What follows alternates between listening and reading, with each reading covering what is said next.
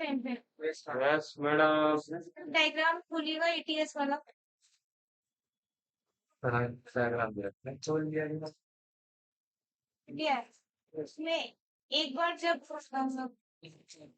ETS वाला diagram खोल के रखिएगा, थोड़ा सा उसमें हल्का सा कहीं पे मिस्टेक है।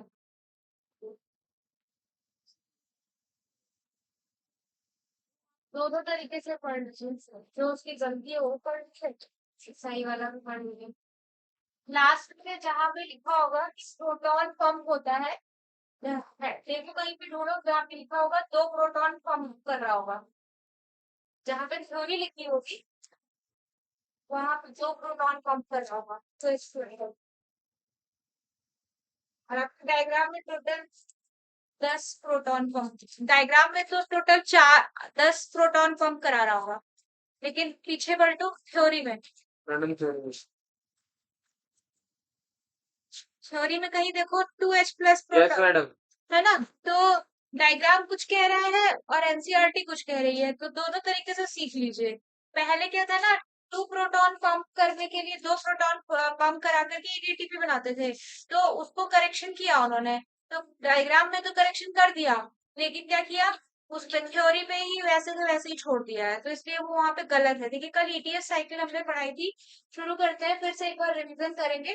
तो सबसे पहले जो इलेक्ट्रॉन है वो NaDH2 से जब Na+ में कन्वर्ट होगा, तो जो इलेक्ट्रॉन है वो क्या होंगे, FMN में जाएंगे, FMN से ट्रेवल होते हुए इलेक्ट्रॉन FeS में जाते हैं, है ना? जब ये FMN से FeS में, इस पूरे कॉम्प्लेक्स को क्या नाम देते हैं?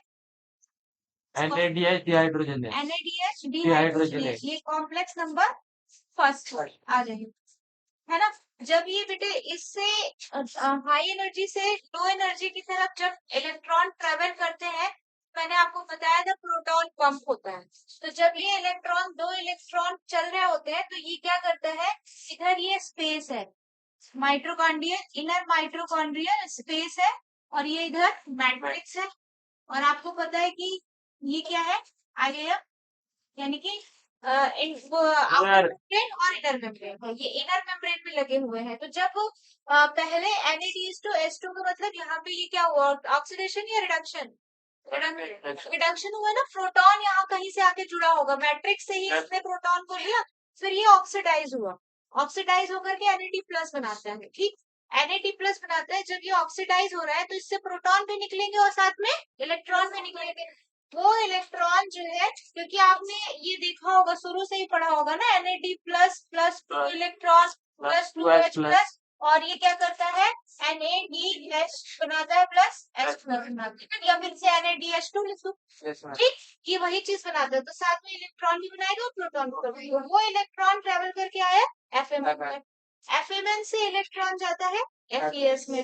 जब ये हाई एनर्जी से लो एनर्जी की तरफ इलेक्ट्रॉन ट्रेवल कर रहा होता है, तो क्या होता है, ये प्रोटॉन को बेटे पंप करता है, कितने प्रोटॉन पंप करेगा, ठीक, जो आपका डायरेक्टली 4 प्रोटॉन निकाल रहा है, वो कैसे देखो, इसके बाद ये कॉम्प्लेक्स एक में एक प्रोटॉन को पंप करने के लिए, मतलब को प्रोटॉन को एक्सेप्ट करने के लिए एक और भी सब्सटेंस होता है, जैसे ये रिएक्शन हो रहा होता है उसी टाइम पे वो उसको एक्सेप्ट करके प्रोटॉन को इसमें और डाल देता है, एक्स्ट्रा 2 प्रोटॉन और ऐड कर देता है। मैंने कहा इस रिएक्शन से तो ये 2 प्रोटॉन पंप होते ही है, जब ये रिएक्शन चल रहा होता है उसी पे यहाँ पर की प्रोटॉन एक्सेप्टर होता है, इसी पे, है ना, वो प्रोटॉन एक्सेप्टर क्या करता है, उसी दौरान 2 प्रोटॉन और पंप कर देता है, इसीलिए टोटल वहां पे आपके एक एरो बनी होगी और 4 प्रोटॉन पंप करा रहा होगा, आपके एनसीईआरटी में देख लीजिए, है ना, 4 प्रोटॉन को पंप करा रहा होगा।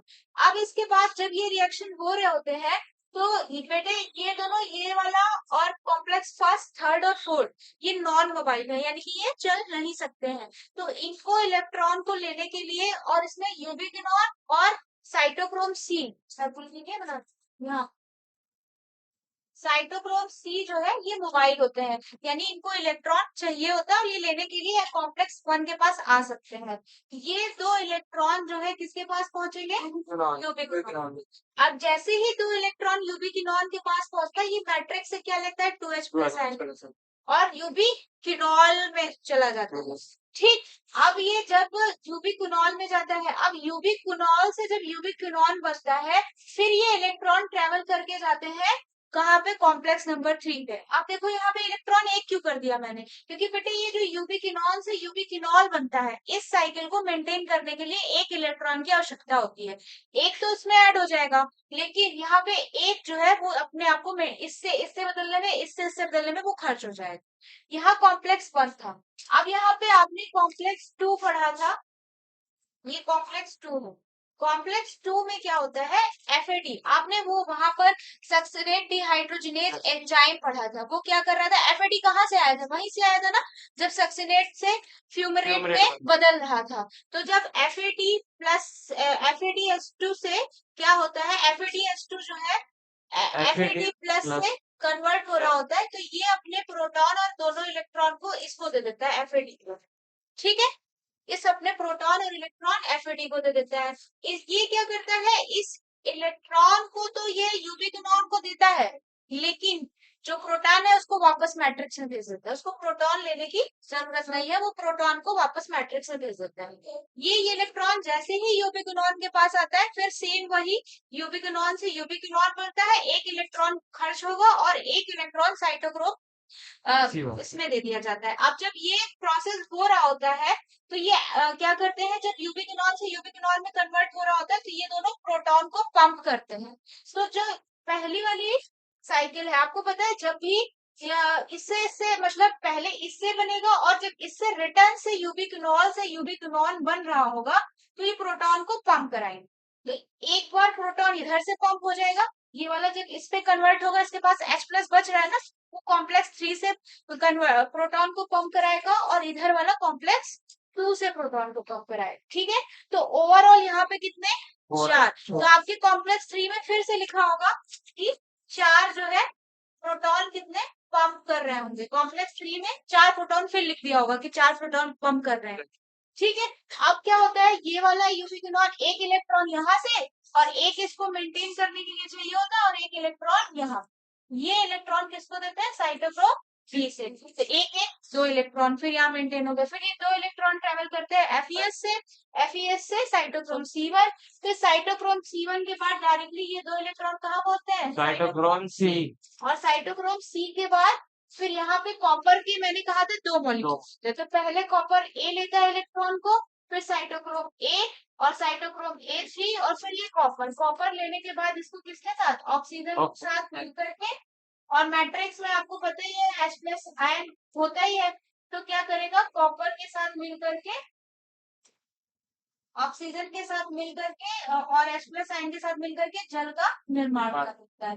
अब इसको जो वाटर बनता है, इसीलिए इसको टर्मिनल ऑक्सीडेशन भी कहते हैं, क्योंकि सबसे अंतिम में ऑक्सीजन का उपयोग हो रहा है। तो सबसे अंतिम में इलेक्ट्रॉन का एक्सेप्टर कौन होता है, ऑक्सीजन। अब जब ये वाली प्रोसेस चल रही होती है, फिर डाउनहिल से, मतलब जब डाउनहिल रिएक्शन चल रहा है, यानी कि हाई एनर्जी से लो एनर्जी में जब ऑक्सीजन इलेक्ट्रॉन ट्रेवल कर रहे हैं, तो फिर 2 प्रोटॉन पंप कर दिया जाता है। अब इधर देखो बेटे, इधर प्रोटॉन का जो ग्रेडियंट है वो बढ़ रहा है ना, ज्यादा हो रहा है, और इधर कम है, तो इक्विलिब्रियम डिस्टर्ब होगा। तो उसको बैलेंस करने के लिए यहाँ से प्रोटॉन ऊपर की ओर एटीपी सिंथेज से ऊपर जाएंगे। जब ये मूव करेंगे, तो उस प्रोटॉन से एटीपी का मतलब एडीपी और फॉस्फेट जुड़ करके एटीपी का निर्माण होगा। ठीक है, तो कायदे से 4, यहाँ ध्यान दीजिए कि 4 प्रोटॉन से एक एटीपी बनता है। ठीक है, तो आपने अभी तक बताया था कि 10 NADH बने थे ना, तो 10 NADH, तो NADH कितने प्रोटॉन, एक NADH कितने प्रोटॉन पंप कर रहा है, 10 प्रोटॉन पंप कर रहा है। और FADH, जब हम FADH की बात करते हैं, तो साइकिल नंबर 1 को छोड़ देते हैं, क्योंकि ये directly cytochrome C complex number तीसरे में दे रहा है।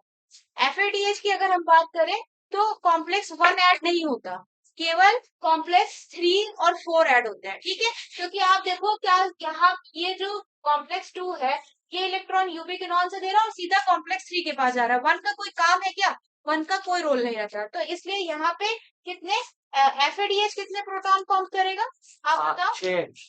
हाँ, एक FADH 6 प्रोटॉन पंप करेगा। क्यों? क्योंकि हम इसको माइनस कर देंगे, ये 4 को माइनस कर देंगे। कॉम्प्लेक्स 1 हमको नहीं लेके चलना है, क्योंकि वो अपने इलेक्ट्रॉन फर्स्ट में नहीं लेके आया था, सीधा कॉम्प्लेक्स 3 में डाल देगा।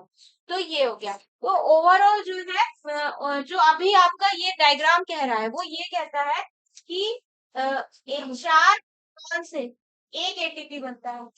तो बताओ एक एनएडीएच से कितना बनेगा? एक 4 प्रोटॉन से एक एटीपी बनता है, तो 10 प्रोटॉन है ना यहाँ पे। दस में 10 प्रोटॉन में कितना बनेगा? 2.5 नहीं बनेगा। प्लस बड़ा और 6 प्रोटॉन से कितना बनेगा? 1.5 है ना, क्योंकि ऐसे समझो, एक 4 प्रोटॉन से अगर एक बन जाएगा, तो अगले 4 थे फिर 4 प्रोटॉन से एक फिर एक बना, फिर जो 2 बचे हैं उसमें 4 था। आधा बन जाएगा। यस 2.5 2.5, तो जनरली वो 2.5 होता है। और जो पुराना कंसेप्ट है वो ये कहता है कि इससे जो ये 2H प्लस है, दो प्रोटॉन जब ट्रेवल करते हैं तो एक एटीपी बनता है। ठीक है, तो वो दो प्रोटॉन को ट्रेवल करा करके बनाता है। अब वो कंसेप्ट आप खुद देखिए, खुद कंफ्यूज करने वाला है। एक बार आपका डायग्राम और जो थ्योरी है वो दोनों एनसीईआरटी में मैच नहीं कर रही है। ठीक है, आपका जो डायग्राम है वो सही है, आप ये वाला बेस पढ़िएगा, इसको फिर ओवरऑल ये 3 कंसिडर कर लिया जाता है। ठीक है, 2.5 और आधे आधे को 3 कंसिडर कर लिया जाता है। तो आपको एक बार ये फिर से समझ में आया ये कैसे ईटीएस रन कर रही है। आप थ्योरी पढ़ेंगे, वहां पे 2 प्रोटॉन को पंप करा दे रहे हैं। क्यों? वहां पे क्या करते हैं पता है क्या होता है? एक बारी ये फर्स्ट स्टेप में जो कल वाला डायग्राम बनाया था, एक बारी क्यूनॉन से ये इसमें ऐड करेंगे, एक बार यहाँ पे एटीपी दिखा देते हैं, एक बार ये वाला, और नहीं इन दोनों में कॉम्प्लेक्स यहाँ पे हटा देते हैं। बस ये 2 2 4 2 6 एक बार जितना बार में जा रहा है वो पुराना डायग्राम था, लेकिन ये जो आपका डायग्राम है ये ठीक कर दिया इन्होंने। तो 10 एनएडीएच जो है, आपको देखिए थे 10 एनएडीएच बनते थे, तो इसलिए एनएडीएच कितने 10 प्रोटॉन को पंप करेगा और ओवरऑल 2.5 एटीपी का जनरेशन करेगा। ठीक, ये वाला डायग्राम सही है, ये वाला नया वाला, ये पुराना है। आप पुराना वाला जो देखेंगे उसमें 2 प्रोटॉन जो है पंप करा रहा है वन साइड से, और एफएडी भी नहीं है। हाँ, वो कॉम्प्लेक्स 2 को रिमूव करके देखते हैं, जब कॉम्प्लेक्स 2 ऐड करके छोड़ेंगे तो वो उस हिसाब से ऐड हो जाएगा। नया वाला जब इसमें क्या कहते हैं, देख लो पुराने वाले को, देखो इसमें कई बार रिव्यू दिए गए, तो इसके लिए इसने एनसीईआरटी ने इसको करेक्ट किया, ये सही है। ठीक है, 4 4 8 टोटल 10 प्रोटॉन पंप करा रहे हैं। और अगर आप थ्योरी पढ़ेंगे, ये डायग्राम से अपनी थ्योरी पढ़िएगा एनसीईआरटी में, वहां पे फिर भी 2 ही लिखा है, थ्योरी नहीं सही की इन्होंने, खाली डायग्राम ठीक किया हुआ है। ठीक है, डायग्राम में 2 प्रोटॉन लिखा होगा कहीं, तो दोनों आप समझ लीजिए कि 2 प्रोटॉन से उन्होंने इस हिसाब से दिया, तो 2 प्रोटॉन से 2 2 4 2 6 ट्रेवल करेंगे तो 3 एटीपी, दोनों से समझ लीजिएगा। आपको ये समझ में आया था ईटीएस? इसको दोबारा रिवीजन कराना है क्या? नो मैडम अगर किसी को जरूरत है एक बार बोलिए, मैं बता देती हूँ फिर से। समझना है क्या? एक बार और बताना है। देखो, सबसे पहले बेटे देखो, आपने एनएडीएच बनाया था, एनएडीएच चाहे वो ग्लाइकोलाइसिस बनाया से बनाया हो, चाहे वो ग्रेव साइकिल से बनाया हो, और चाहे वो लिंक रिएक्शन से बनाया हो, एनएडीएच बनाया थी। एनएडीएच ग्लाइकोलाइसिस में कितने एनएडीएच बने थे? 2 बने थे। ठीक है, फिर इसके बाद लिंक रिएक्शन हुआ था जहां पर उसमें क्या हुआ था, ऑक्सीडेशन कर रहे हैं ना, तो ऑक्सीडेशन में एनर्जी बनेगी, चाहे वो एटीपी के रूप में बने और चाहे वो एनएडीएच के रूप में बने। तो जब ऑक्सीडेशन हो रहा है तो एटीपी तो बेटे डायरेक्ट एटीपी है, उसको एसएलपी कहते हैं ना, सबस्ट्रेट लेवल फॉस्फोरेशन, वो डायरेक्ट यूज हो जाती है। लेकिन एनएडीएच की जो ऊर्जा है उसको खर्च करने के लिए उसको इस पूरे ट्रेवल करना पड़ता है, इन कॉम्प्लेक्स से ट्रेवल करना पड़ता है। कॉम्प्लेक्स कहाँ पे है? माइटोकॉन्ड्रिया के मैट्रिक्स में। ऐसा समझो ये डायग्राम इसका जो है ना सेक्शन काट के बनाया गया है। ठीक, ये ऊपर वाला मैट्रिक्स, ये मैट्रिक्स है, ये इनर माइटोकॉन्ड्रियल मेम्ब्रेन है, ये आउटर और ये स्पेस।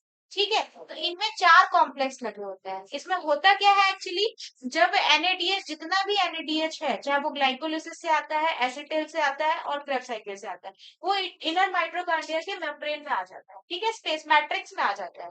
ये माइटोकॉन्ड्रियल जब वो यहाँ पे इलेक्ट्रॉन, ये क्या करता है, इससे जो एनर्जी है, मान लो जो इलेक्ट्रॉन है उसको क्या करता है, यहाँ पे लगे हुए ये जो कॉम्प्लेक्स है चारों कॉम्प्लेक्स को एक एक करके देना शुरू कर देता है।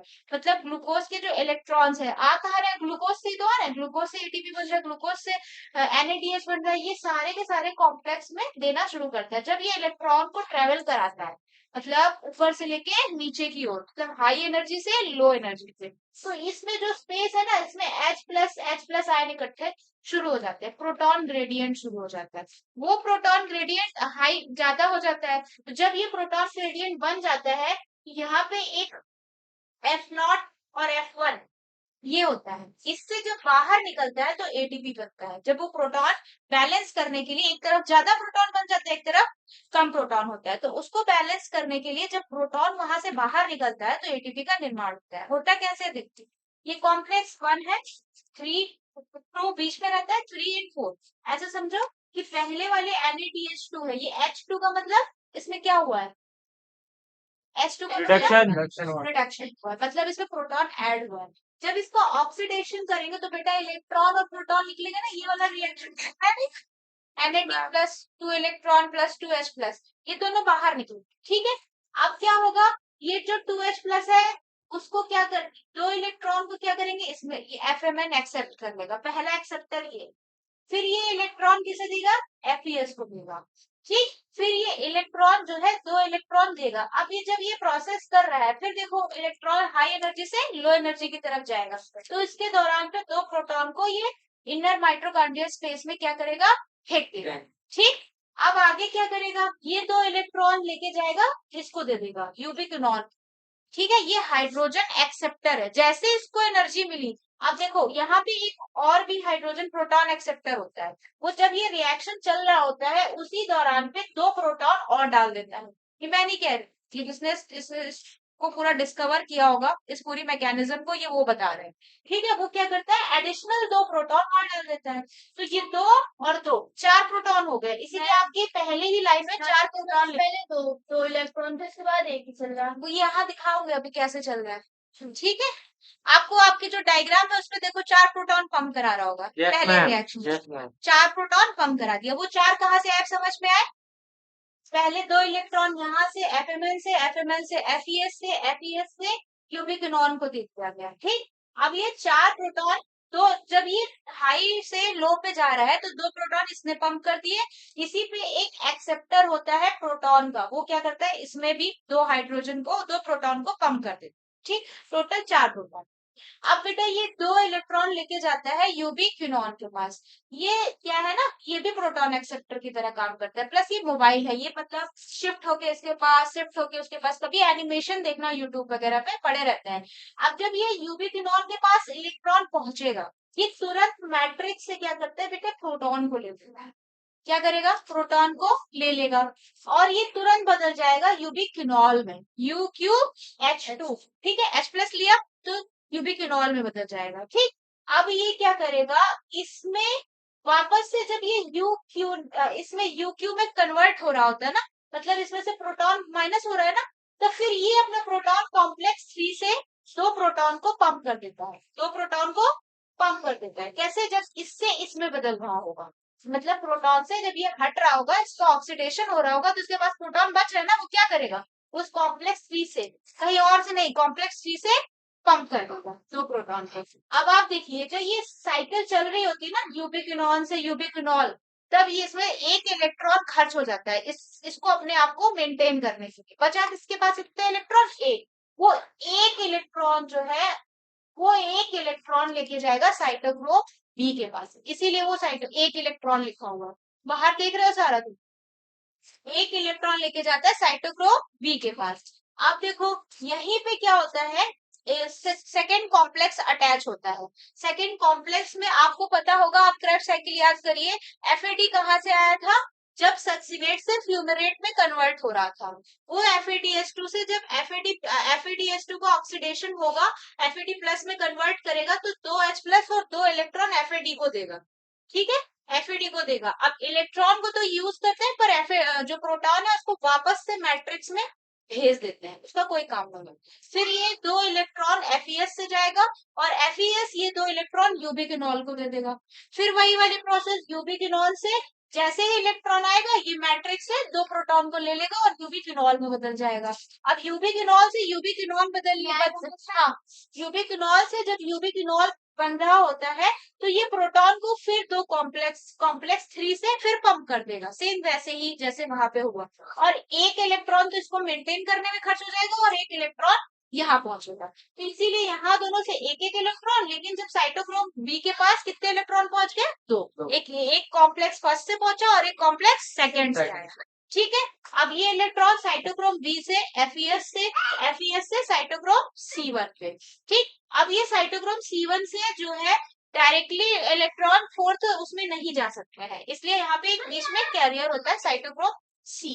वो कैरियर इसको लेके जाएगा इलेक्ट्रॉन और कॉम्प्लेक्स नंबर 4 पे इलेक्ट्रॉन को ट्रेवल कराएगा। सबसे पहले कॉपर इलेक्ट्रॉन को लेगा, फिर साइटोक्रोम ए और फिर साइटोक्रोम A3, और कॉपर से होते हुए ये इलेक्ट्रॉन ऑक्सीजन के साथ मिलकर के जल का निर्माण करा लेंगे। फिर डाउनहिल रिएक्शन चल रहा है तो दो प्रोटॉन यहाँ पंप हो जाएंगे। तो ओवरऑल 10 प्रोटॉन, आप देखिए, दो 4 और 2 6 और 6 4 10, यहाँ पे दो थे ना, ये वाला तो है ना, 4 10 10, तो एक NaDH के ट्रेवल से टोटल 10 प्रोटॉन पंप हुए। अब देखिए इधर जो है प्रोटॉन का ग्रेडियंट बढ़ रहा है, यानी प्रोटॉन ज्यादा हो रहा है, तो क्या करेंगे, इनको बाहर की तरफ फेंकना है। तो जब ये प्रोटॉन इनको एटीपी सिंथेस कॉम्प्लेक्स 4 5 के पास पहुंचते हैं तो क्या करता है, ये एडीपी को फॉस्फेट के साथ जोड़ करके एटीपी का निर्माण करता है। तो 4 प्रोटॉन जब पंप होते हैं तो एक एटीपी का निर्माण होता है।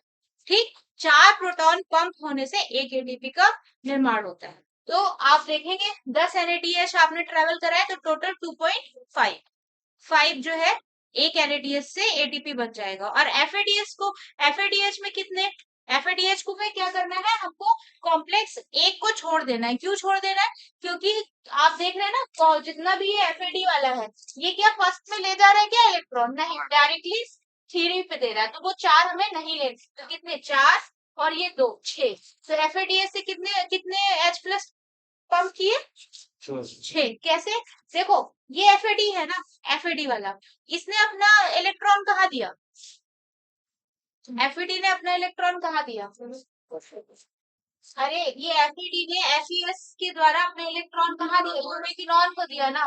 और ये यूबिक्विनॉन से इलेक्ट्रॉन कहाँ जा रहा है, कॉम्प्लेक्स नंबर 3 पे। यहाँ पे कोई सिस्टम दिख रहा है क्या कि फर्स्ट में भी जा रहा है? एक बार बताओ, अगर तुम आधा रोड क्रॉस कर गए, बीच में कुछ टोल टैक्स है तो उसे क्रॉस कर गए तो कर गए, वापसी आगे पैसा थोड़ा ना दोगे। बस फिर वही वाला हिसाब है कि अब फर्स्ट वाले को आपको नहीं लेना है क्योंकि वहां इलेक्ट्रॉन जा ही नहीं रहा है, तो पूरा का पूरा आपको यहाँ से काउंट करना। तो 4 और यहाँ का ये 2 और 6, इसीलिए एक एफएडीएच2 से कितना 6 प्रोटॉन पंप होता है और 4 प्रोटॉन से एक एटीपी, तो इसीलिए आप हिसाब लगा लीजिएगा 2.5 एटीपी जो है वो NaDH से और 1.5 जो है वो किससे, एफएडीएच, ये ETS है। तो जो आपका डायग्राम है वो रिवाइज हुआ है, थ्योरी रिवाइज नहीं हुई, तो डायग्राम आपकी वाला ये वाला सही है। ठीक है, ये जो पढ़ाया है ये सही है, इसको रफ करें। इसे कोई बना रहे क्या, कौन, एक बार आप अपने अपने एनसीईआरटी से खुलवा के पढ़वाइए ताकि आप समझ सके उसे। ठीक, किसी और को कुछ समझना है तो एक बार बताइए, दोबारा बताना है क्या? चलिए, आज हमें पढ़ना है फर्मेंटेशन, जिससे बेटर आपका डायग्राम खुद का है, बुक का है ना, बस ये समझाने के लिए बनाया है। थोड़ा सा इस पे 2 पेन होती है ना तो थोड़ा ज्यादा अच्छा होता है। 2 मार्कर में रफ कर दूं, आपको ETS समझ में आ गई, क्रेब्स साइकिल समझ में आ गई, ग्लाइकोलिसिस समझ में आ गई। ये सारी किस चीज में हुआ, किस कंडीशन में हो रहा है, ऑक्सीजन की उपस्थिति में, एरोबिक सेलुलर रेस्पिरेशन। अब हम बात करेंगे एनारोबिक कंडीशन।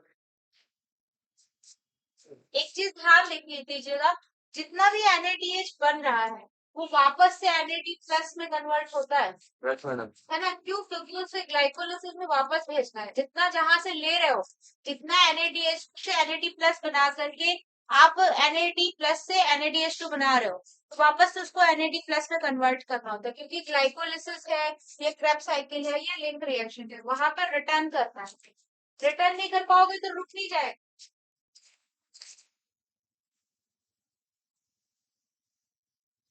यार ये इसमें ना रफ नहीं हो रहा सही से, दूसरा लाए है मैडम।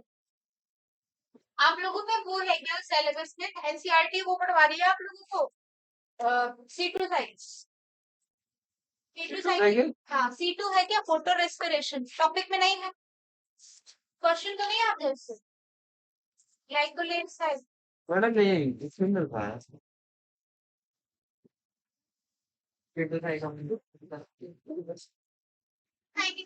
एमपी को ने पास किया था madam.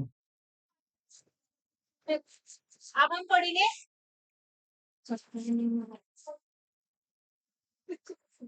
Other fate of pyruvate आप ध्यान दीजिए आपने की ग्लाइकोलिसिस एरोबिक रेस्पिरेशन में इससे आपने क्या बनाया पायरुवेट पायरुवेट से क्या बना एसिटिल कोएंजाइम यस मैम।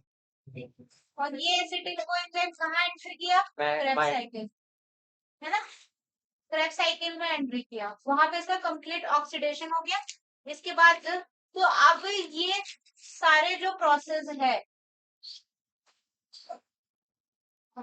ये जितनी भी प्रक्रिया है इसमें ये किसकी उपस्थिति में होगी ये ऑक्सीजन के ऊपर ऑक्सीजन की उपस्थिति यानी कि ये सारी की सारी प्रोसेस जो है एरोबिक वो एरोबिक कंडीशन एरोबिक यानी ऑक्सीजन की उपस्थिति प्रेजेंस अब आप ध्यान रखेंगे अगर सेल में माइट्रोकांड्रिया में हो रहा है ना बीच में एटीएस साइकिल और जितनी चीजें हैं क्रेब्स साइकिल में माइट्रोकांड्रिया में हो रहा है ना अगर सेल में माइट्रोकांड्रिया नहीं ऐसे बहुत सारे और बताओ जिसमें माइट्रोकांड्रिया ना हो तो वहां पे बनता है एथेनॉल ठीक और अगर ऑक्सीजन की लेस सप्लाई हो मतलब ऑक्सीजन थोड़ा सा लेस पहुंच पा रहा हो कम पहुंच पा रहा हो तो वहां पे बनता है लैक्टिक एसिड ठीक मैंने कहा अगर कोशिका के अंदर माइट्रोकांड्रिया ही नहीं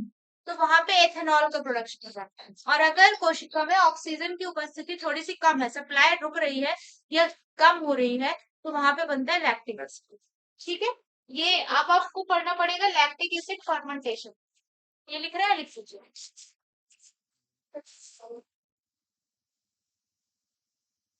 अब ध्यान दीजिएगा सबसे पहले लैक्टिक एसिड फर्मेंटेशन पर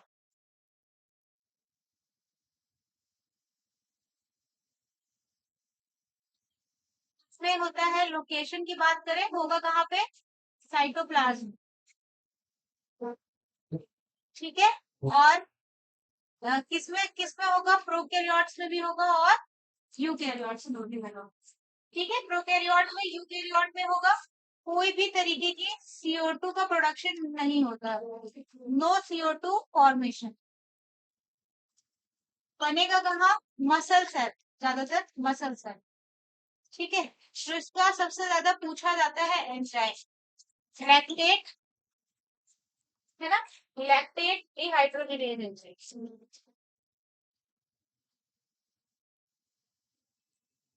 ये लिख लीजिए इसके बाद आप देखिए बनता कैसे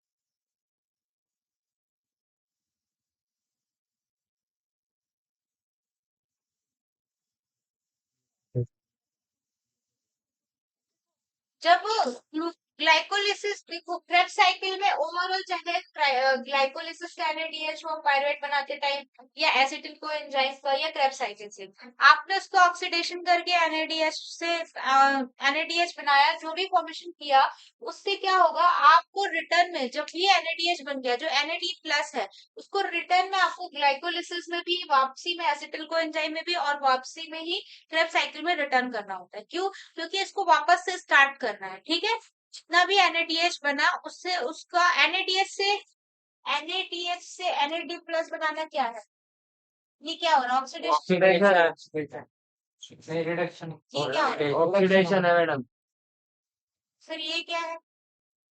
मैडम ये रिडक्शन है सर। ये मैडम रिडक्शन है सर। ये रिडक्शन है, ये ध्यान रखिएगा जितना भी है, ठीक है।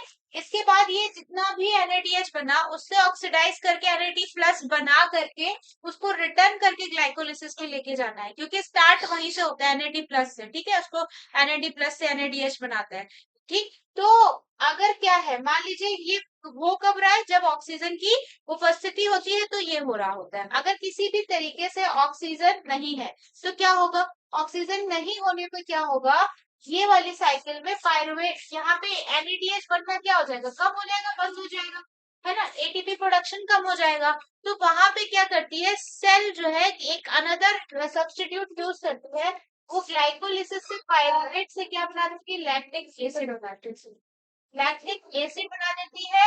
एंजाइम लैक्टेट डिहाइड्रोजिनेज एंजाइम, और ये लैक्टिक एसिड क्या करता है, ग्लाइकोलिसिस का NADH को यूज करके Na प्लस बनाता, ताकि यहाँ पे Na प्लस की सप्लाई रुके ना, और वो वहां ग्लाइकोलिसिस तक पहुंचता रहे। तो ग्लाइकोलिसिस में एटीपी कितना, सॉरी, लैक्टिक एसिड फर्मेंटेशन में एटीपी कितने बनते हैं, 2। क्यों? क्योंकि वो यही का यूज कर ले रहे हैं, NADH को यूज करते हैं। मैंने कहा कि ऑक्सीजन की उपस्थिति है तो नॉर्मल आपकी साइकिल चलती रहती है, लेकिन अगर ऑक्सीजन नहीं है तो क्या होता है, ये जो NADH का प्रोडक्शन है वो ETS साइकिल में जाकर के एटीपी का प्रोडक्शन है वो रुकने लगना शुरू हो जाता है। वहां तक Na प्लस जितना भी NADH है उसको ऑक्सीडाइज करके वापस से Na प्लस बनाना है। क्यों? क्योंकि उसको वापस से ग्लाइकोलिसिस में भेजना है, रिटर्न करके वो रिएक्शन को शुरू करना है। अगर ऑक्सीजन नहीं है तो वो Na प्लस बनना धीरे धीरे कम होने लगता है। तो कम होने लगता है, कम होने की कंडीशन में क्या करेगी, ग्लाइकोलिसिस पायरुवेट की जगह पे लैक्टेट डिहाइड्रोजनेट पायरुवेट को सीधा लैक्टिक एसिड में बदलना शुरू कर देगा। जैसे ही ये लैक्टिक अम्ल बनेगा, ये क्या करता है, ये ग्लाइकोलिसिस में जो NADH है उसको यूज करके, इस NADH को यूज करके Na प्लस में बना करके इस सप्लाई को रोकता नहीं है, ताकि कुछ तो एटीपी मिलती रहे सेल, है ना, कुछ एनर्जी उसे मिलती रहे, पूरी की पूरी तरीके से ना खर्च हो पाए, बाकी की ना मिल पा रही है लेकिन एटलीस्ट इस एटीपी को वो यूज करते रहे, इसकी NADH को। इसी को लैक्टिक एसिड फर्मेंटेशन कहते हैं। तो लैक्टिक एसिड फर्मेंटेशन में एटीपी कितने बनते हैं, 2 एटीपी, ठीक है। किसी को नहीं समझ में आया तो बोलो, बताओ, डरने की बात नहीं, फिर से बताओ, एक बार और बताओ। देखो, आपको ये तो पता है दो कंडीशन है, हमें पढ़ना है एनारोबिक, एनारोबिक रेस्पिरेशन, ठीक है। एरोबिक रेस्पिरेशन में नॉर्मल साइकिल चल रही है, ग्लाइकोलिसिस से पायरुवेट बना, पायरुवेट से एसिटिल कोएंजाइम बना और क्रेब्स साइकिल चली, ठीक है बेटे।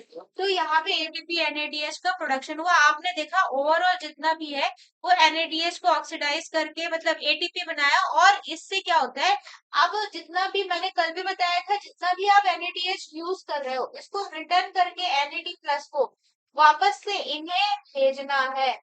क्यों? ताकि फिर ये NADH बना पाए, फिर इनका ऑक्सीडेशन रिडक्शन हो सके और प्रक्रिया चलती रहे, ठीक है। तो अब अगर सेल में ऑक्सीजन नहीं है तो ऑक्सीजन ना होने की कंडीशन में दो चीज बनती है, एक, अगर ऑक्सीजन कम है तो बनता है लैक्टिक अम्ल, और अगर माइटोकॉन्ड्रिया ही नहीं है सेल में तो वो बनाता है एथेनॉल, जैसे आपका ईस्ट है ना, फंगस, उसमें बनता है एथेनॉल। तो वो क्या करता है, बेसिकली होता क्या है, ग्लाइकोलिसिस से जब पायरुवेट बन जाता है वो इस एसिटिल को एंजाइम ना बना करके लैक्टिक एसिड बनाता है, ठीक। वो लैक्टिक एसिड किसके एंजाइम की उपस्थिति में, लैक्टेट डिहाइड्रोजनेज एंजाइम की उपस्थिति में, ये लैक्टिक एसिड इस ग्लाइकोलिसिस के, अब देखो आप खुद सोचो, जब ऑक्सीजन नहीं है तो ये एंट्री तो नहीं करेगा ना, ये एंटर कब करता था माइटोकॉन्ड्रिया स्पेस में, जब ऑक्सीजन की उपस्थिति होती थी, है ना, तभी तो ये बनता था, तभी ये जाता था। तो यहाँ से आगे का NADH तो बनना ही नहीं है, तो वो ये क्या करेगा, इस NADH को यूज करेगा, ताकि यहाँ पे Na प्लस की ऑक्सीडेशन की ऑक्सीडेशन होता रहे और ये प्रक्रिया यहाँ रुके ना, तो वो इस NADH को यूज करेगा और यहाँ से Na प्लस को बनाता रहेगा और उसको सप्लाई देता रहेगा। तो ओवरऑल जो एटीपी बनता है वो कितना बनता है, 2 बनते हैं, ठीक, क्योंकि इसमें जो NADH है उसको तो ऑक्सीडाइज कर ले रहा है ना। तो ये था लैक्टिक एसिड फर्मेंटेशन। अब आगे जो है एथेनॉल वाला, अब इससे पूछना है एक चीज और कि इसमें कितनी एनर्जी मिलती है, तो इसमें लेस देन 7, ठीक है, लेस देन 7। क्यों? क्योंकि इसमें ऐसे समझो, कितने एटीपी बने एनारोबिक कंडीशन में, और एरोबिक था तो 36 गुणे 100 कर लो। तो इससे जब इसको सॉल्व करोगे तो 7 से कम की वैल्यू आएगी। तो इसीलिए जब लैक्टिक एसिड बनता है तो 7 लगभग एनर्जी जो है 7% एनर्जी जो है मिलती है। एक आपकी बॉडी में सेल होती है मायोग्लोबिन। तो हाँ, मायोग्लोबिन सेल होती है ना, तो जहां पर रेड रेड सेल्स होती है, मसल्स और व्हाइट रेड मसल सेल्स और व्हाइट मसल सेल्स, आपके में क्वेश्चन पूछा भी होगा, ये शायद एनसीईआरटी आप ध्यान देंगे। तो दो चीजें और चीजें मैं बता देती हूँ क्या है।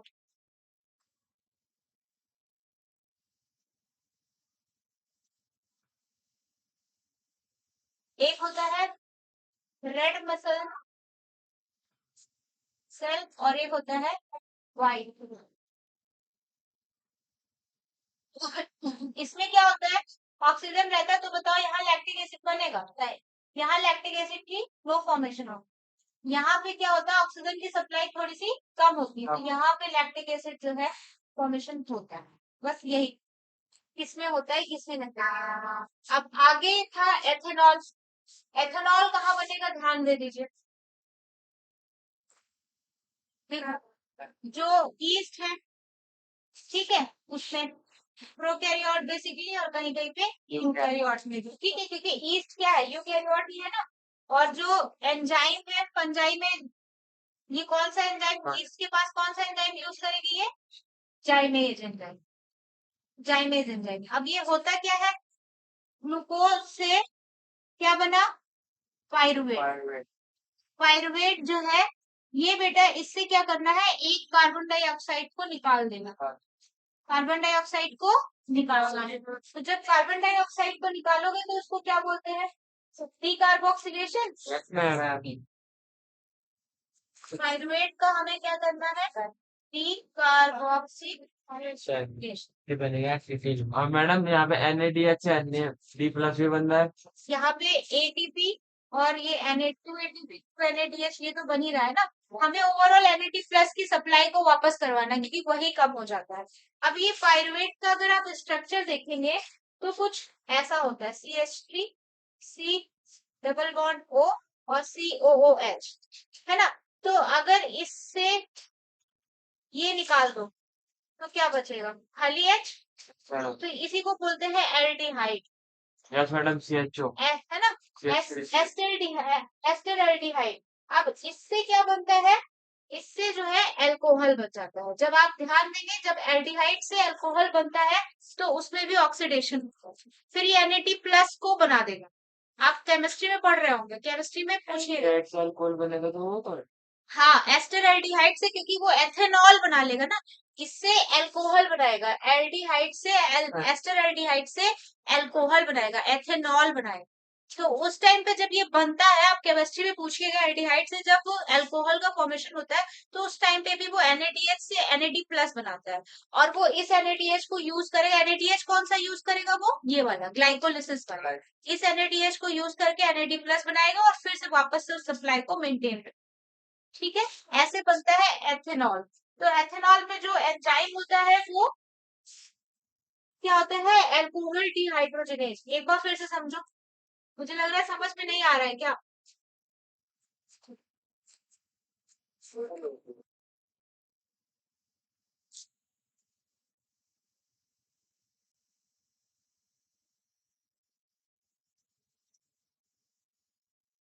देखिए, मैंने कहा ग्लूकोज था, ग्लूकोज से बना पायरुवेट,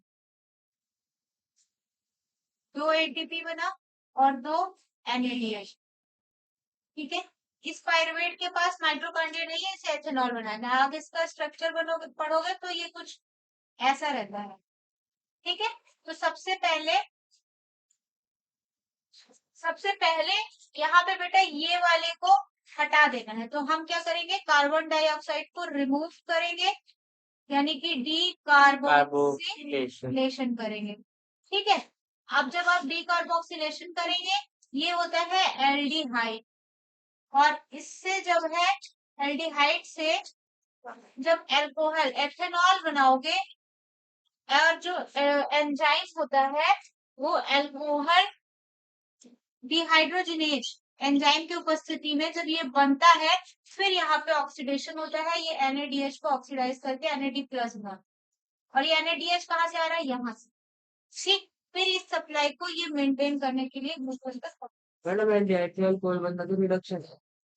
तो NADH से NAD प्लस बनाना वो ऑक्सीडेशन। ठीक है, प्रोसेस रिडक्शन है। पर आपने बोला जब एक प्रोसेस, कई बार बताया जब एक हाँ मैडम तो प्रोसेस बता ऑक्सीडेशन हो रहा होगा तो दूसरा रिडक्शन। पास ठीक, चाहिए किसी भी हाँ, तो ये यहाँ पे एथेनॉल का प्रोडक्शन हुआ। मैंने कहा दो चीजें आप उसमें आपको दो चीजें याद करनी है एनारोबिक में, एक फर्मेंटेशन और एक लैक्टिक एसिड फर्मेंटेशन और एक एथेनॉल प्रोडक्शन। लैक्टिक एसिड क्या करेगा, ग्लूकोज से पायरुवेट बना, अब पायरुवेट में वापस से हमें इतना समझो कि NAD प्लस की सप्लाई को वापस करना है ग्लाइकोलिसिस में, क्रेब्स साइकिल में, और क्या कहते हैं लिंक रिएक्शन में NAD प्लस को रिटर्न करना। वो NAD प्लस अगर ऑक्सीजन नहीं है तो एसिटिल को एंजाइम है और बाकी का क्रेब्स साइकिल चलना ही नहीं है, ऑक्सीडेशन होना ही नहीं है, तो क्या होगा फिर उसमें क्या करेगा, वो लैक्टिक एसिड को बना देगा पायरुवेट्स लैक्टेट डिहाइड्रोजिनेज से, और वो लैक्टिक एसिड NADH को जो ग्लाइकोलिसिस में बना है उसको प्रयोग करके NAD प्लस बनाएगा और उसको रिटर्न कर देगा ग्लाइकोलिसिस। ठीक इसी तरीके से ये एथेनॉल वाला भी है ना, ये क्या करेगा, ग्लूकोज से पायरुवेट बनाएगा। अब आपको पता है ऑक्सीजन तो है नहीं, माइट्रोकार्डिया है नहीं, तो NAD दो ATP बनेगा। अब ये पायरुवेट से सबसे पहले आपको ये निकालना है, कार्बन डाइऑक्साइड को हटा देना है। जब कार्बन डाइऑक्साइड हटाओगे इससे बोलोगे डिकार्बोक्सिलेशन। अब इसके आगे जब आप पढ़ोगे तो इससे ये एल्डिहाइड है, एल्डिहाइड से बेटा जब एथेनॉल का प्रोडक्शन होता है तो वो तो रिडक्शन है, ठीक है, लेकिन साथ में इधर क्या होगा, एक साथ होता है ना, मैंने ये रिएक्शन आपको बताया था। अगर A प्लस ऐसे मान लो, अगर NADH से NAD बन रहा है, अगर ये क्या है, ये वाला रिएक्शन क्या है, ऑक्सीडेशन तो साथ में क्या चल रहा होगा, रिडक्शन रिडक्शन, वही चीज बता दो। ये अगर रिडक्शन है तो क्या होगा, यहाँ पे NAD प्लस बनेगा NADH, ठीक, और ये NADH कहाँ, NAD प्लस बनेगा, ये NADH कहाँ से ही लेगा वो, ये जो ग्लाइकोलिसिस है, ताकि वो NAD प्लस को लेकर के यहाँ भेजता रहे, इसकी सप्लाई ना बाधे तो, और ये प्रोसेस चलती है। ये था एनारोबिक रेस्पिरेशन। RQ आपको बता दिया गया, ठीक, बाकी कुछ बचा है तो बताओ इसमें रेस्पिरेशन में, NCERT में देख लीजिए। हाँ, एक एम्फीबोलिक पाथवे रह गया,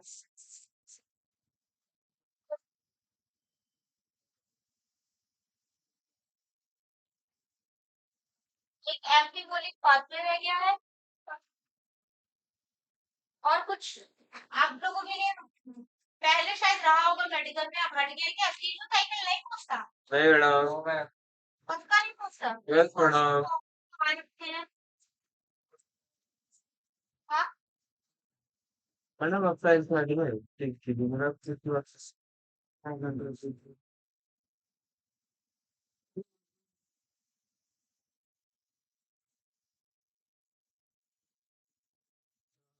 तो अगर ग्लूकोज के अलावा सुक्रोज हो या फ्रक्टोज हो तो वो ग्लूकोज के अलावा जगह पे ये यूज हो सकते हैं, ठीक, इसी तरीके से इससे क्या बनता है, पायरुविक एसिड,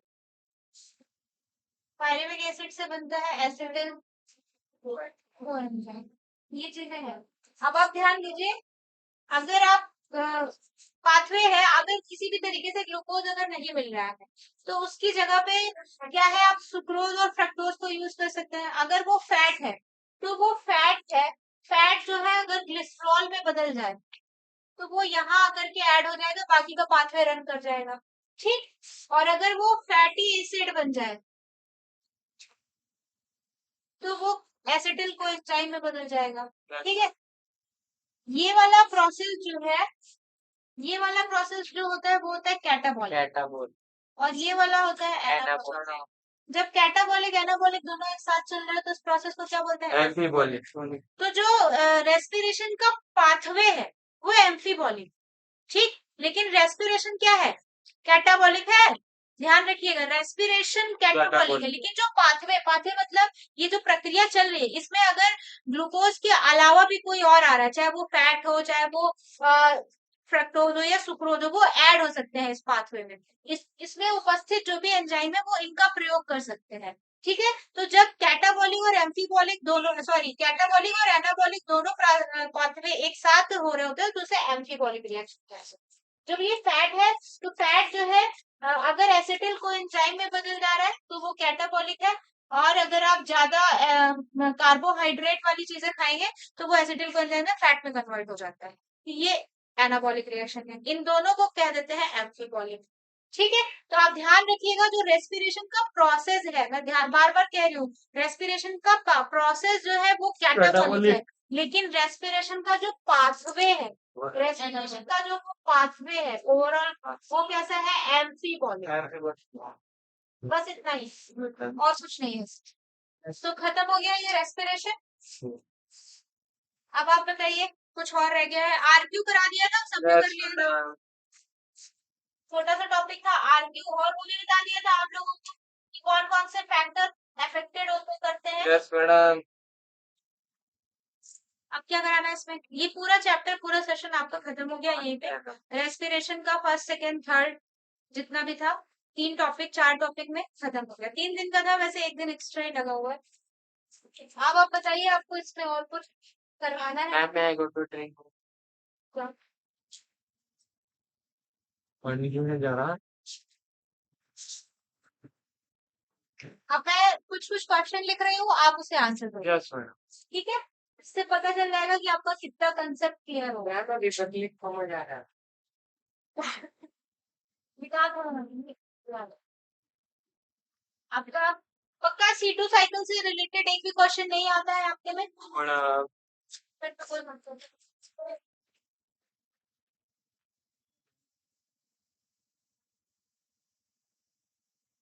क्वेश्चन आंसर कुछ कर लेंगे आप, जितने भी ईयर में आए हुए क्वेश्चन है आसान से शुरू से लेकर के टफ लेवल तक ले चलता है।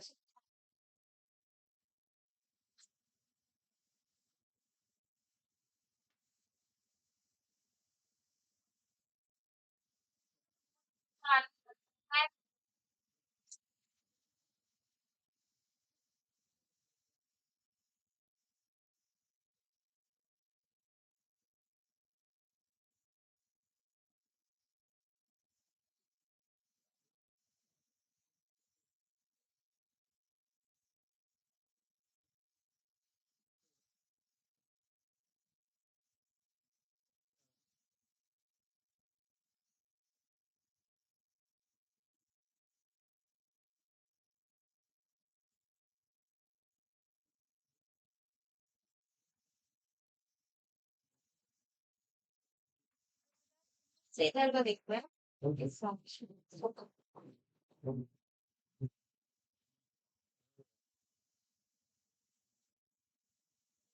अच्छा ठीक है, एक स्टेप अगर ये भी पूछेगा कि ग्लाइकोलिसिस ज्यादा फास्टर होती है या फर्मेंटेशन वाली, लैक्टिक एसिड फॉर्मेशन या एथेनॉल, तो हमेशा ग्लाइकोलिसिस फास्टर होती है सबसे ज्यादा।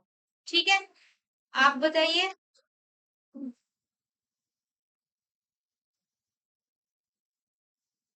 मैच द फॉलोइंग अगर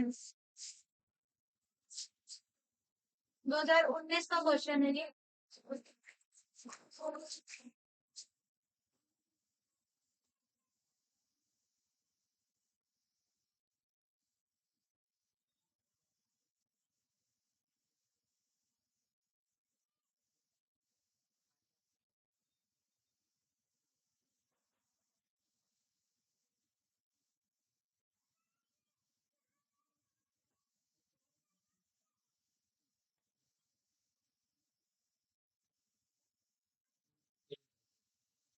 बताओ। मैडम एक साइड में ईच है, मैडम हाँ मैडम पूरा लेके चलना है। पूरा लेके चलना है।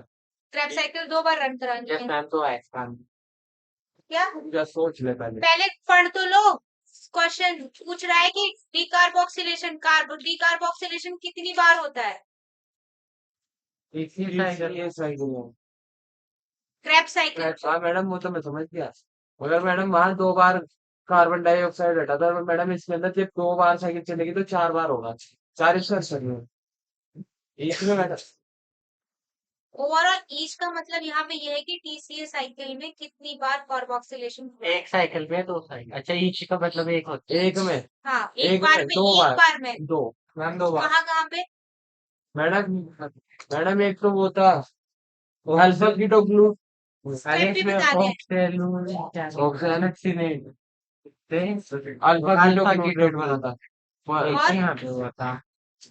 क्यों था? क्या क्या बता रहे हो? डीकार्बोक्सिलेशन का क्या मतलब होता है? मैडम कार्बन कार्बन डाइऑक्साइड का रिमूवल। कितने स्टेप में कार्बन डाइऑक्साइड रिमूव की थी? सो रही हो तुम्हें नींद आ रही है? मुंह धुल के। मैडम मैंने तो दो ही तो बताया था मैडम। क्या? 2 बता तो दिया मैडम मैंने। सो सब लोग बताओ, तुम लोग भी देखो अपना स्टेप्स देखो कितनी बार निकल रहा है कार्बन डाइऑक्साइड। खाली क्रैप साइकिल में देखने हैं, बुक में नहीं मिलेगा। एक बार हुआ था भाई। कितनी बार कार्बन डाइऑक्साइड निकल रहा है? कॉन्फिडेंट होके बोलो। यस मैडम कितनी बार? 2 बार। अल्लाह बोल। चलो ठीक है। देखो अभी एमपी बोलिंग का कराया, अब देखते हो कितना देख अवेयर होके पढ़ते हो। Fatty acids are connected with the 2019-20 question है ये सारा। अच्छा मैडम मैंने पास कर दिया पूरा समझ। Pathway through.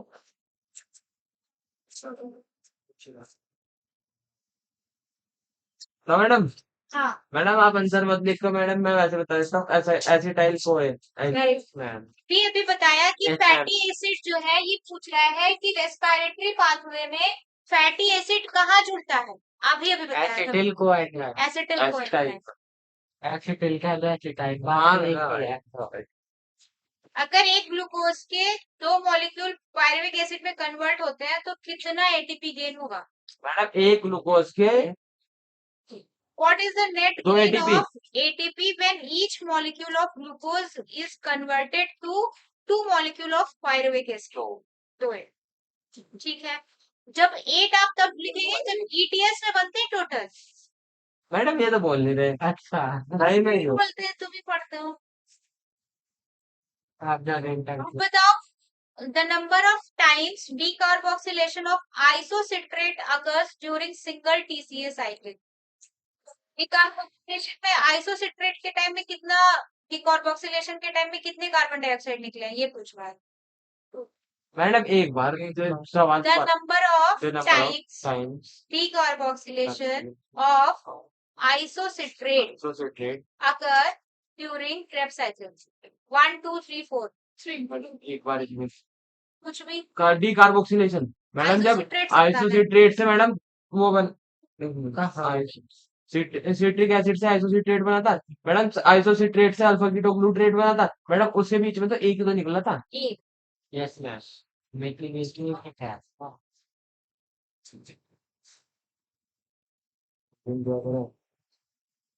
ETS से क्वेश्चन पूछूं? यस मैम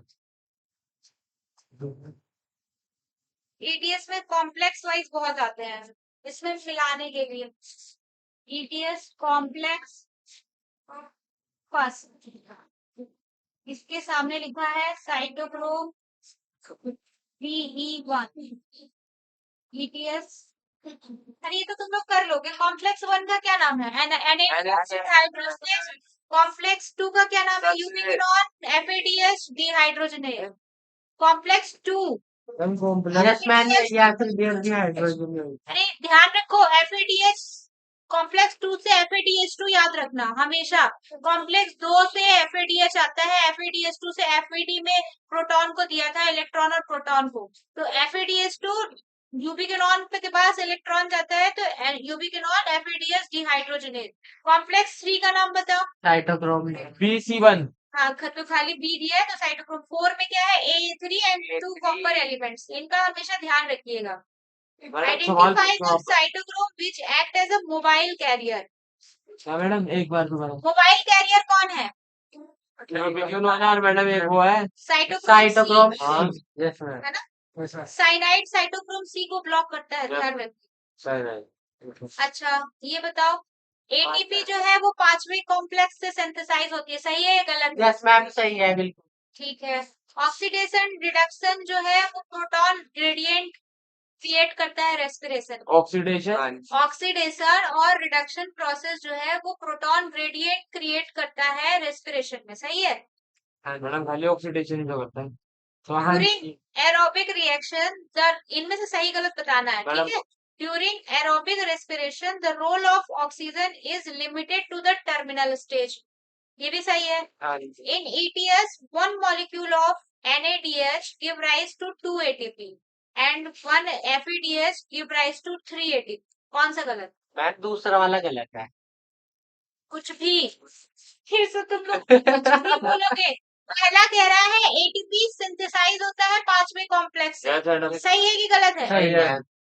ये कह रहा है कि ऑक्सीडेशन रिडक्शन प्रक्रिया चलती है और एक प्रोटॉन ग्रेडियंट क्रिएट हाँ होता है, मैडम, सही है ना। हाँ मैडम, और इसके बाद ये कह रहा है तीसरा वाला कि एरोबिक रेस्पिरेशन में जो टर्मिनल स्टेज है वो ऑक्सीजन पे डिपेंड होती यस है, मैडम, मतलब वो जो ऑक्सीजन है वही तो मैंने भी लिखा Yes, था madam. टर्मिनल वाला लाइन। और इसमें कह रहा है ETC में कि NADH से 2 ATP और FADH से 3 गलत है मैडम, ATP। ये गलत है। पकड़ लिया करो, एकदम आसान आसान है। ये सही आंसर। आप बताओ इनमें से कौन सा गलत है, ठीक है। Mitochondria matrix contain single circular DNA molecule and ribosome. अब ये तुम लोग बताओ। सिंगल एक बार- सर्कुलर डीएनए, माइटोकॉन्ड्रिया। हाँ, सर्कुलर डीएनए होता है माइटोकॉन्ड्रिया में।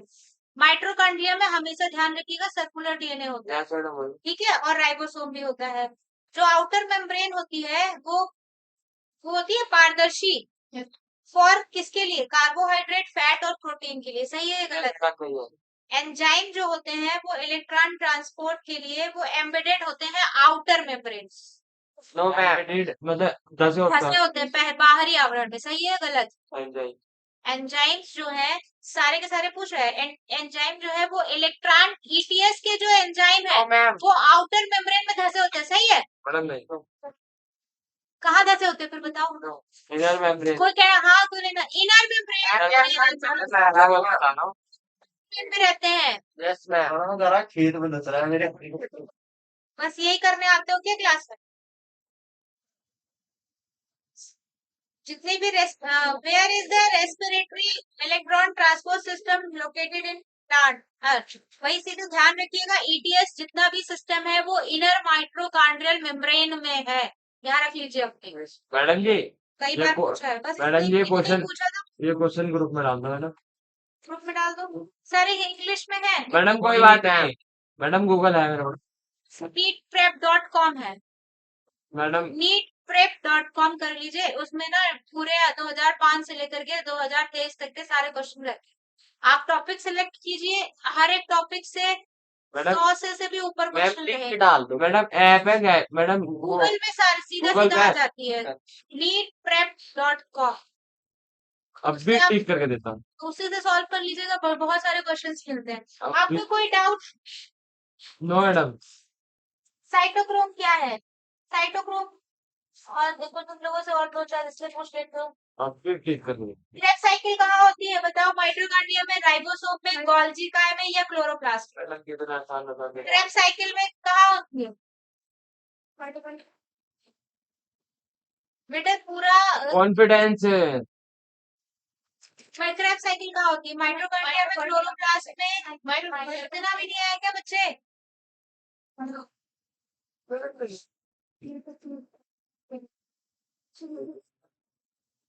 अगर मैं कहूँ पोटैटो का आर्ग्यू कितना है? पोटैटो का आर्ग्यू बताओ। मैडम पोटैटो का आर्ग्यू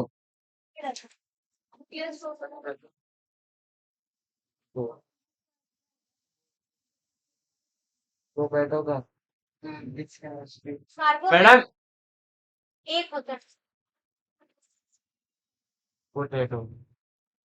ये देखो क्वेश्चन पूछा है 2006 में, BHU के एंट्रेंस में भी पूछा था, और भी बहुत सारे, कि सबसे ज्यादा जो एनर्जी है, largest amount of phosphate bond energy is produce in the process of respiration, मतलब कि सबसे ज्यादा एनर्जी कौन सी प्रक्रिया प्रोड्यूस करती है?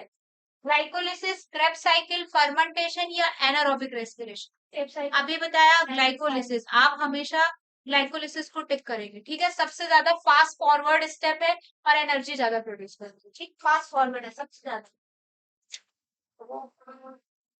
आपका कोई डाउट है तो आप बताइए, मैं क्या करूँ फटाफट। रब तो छोटे को बात करते हैं। इसको पॉज कर दो फिर,